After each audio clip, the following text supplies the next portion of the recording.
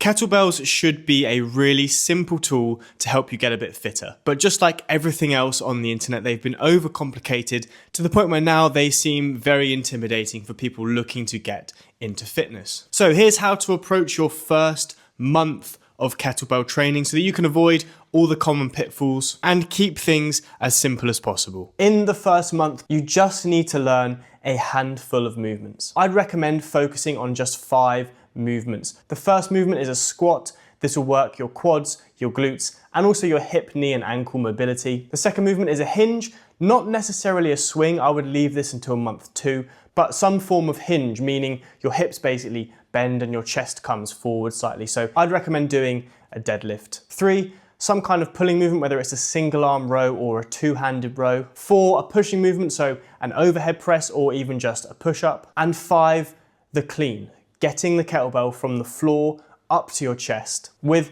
both hands. The first month is really all about these 5 movements. So for example, you could start working out 3 times a week and just start with 15-minute sessions. Session number 1, you might just do a squat, a clean, and a row. Session 2, you might do a deadlift and a push-up. And session 3, you might do a clean and a press, and then either another leg, pulling, or hinging movement. Don't get dragged into thinking that you have to do complicated movements where you start using one hand at a time and then you add in another kettlebell and then you have to throw it 3 times in the air and spin around. This can come later, but certainly in month number 1, you want things to be as simple as possible. You want to build some skill, build some confidence, and start feeling results, because you're not going to see results in 4 weeks, but you can start feeling results in 4 weeks. So if you learn these kinds of movements well in the first month, you can progress them basically forever. That deadlift that you learn in month number 1 can be progressed to a kettlebell swing in month number 2 or 3, then to a single arm swing,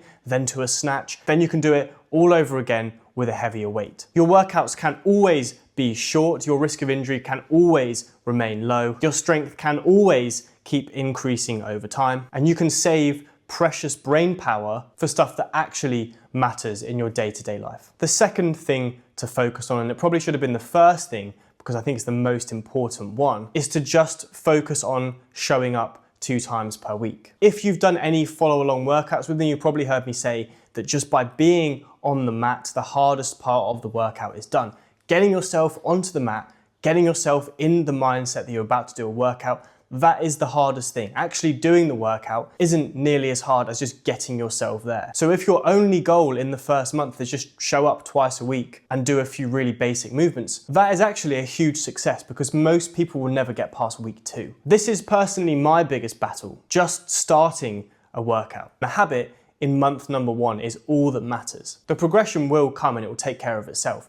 You just have to focus on showing up. I've talked a lot about the 2-minute rule, and all that means is if you're about to skip a workout, just commit to doing the first 2 minutes of that workout, and then you have full permission to stop that session early. Every single time that I've said to myself, I'll just do the first 2 minutes, I end up finishing the whole workout. Just getting myself onto the mat is the hardest bit. Once I'm going, it's fine, it's not that bad. In month number 1, momentum is everything. And the third thing you need to do in your first month is control your ego. It's very tempting to go straight in with really high expectations of yourself, thinking that you can lift a certain weight, go in all guns blazing, and end up injured after 1 or 2 weeks. I made a video about a year ago saying that men should start with a 12 to 16 kilo kettlebell, which is about 25 to 35 pounds, and women should start with an 8 to 12 kilo kettlebell, which is around 16 to 25 pounds. This is the most common advice given to almost everyone who's thinking about giving kettlebells a try, but I've actually completely changed my mind on this. I think you should start even lighter. If you're coming from an athletic or a weightlifting background, then fine, but the fact is most people aren't coming from that background. Most people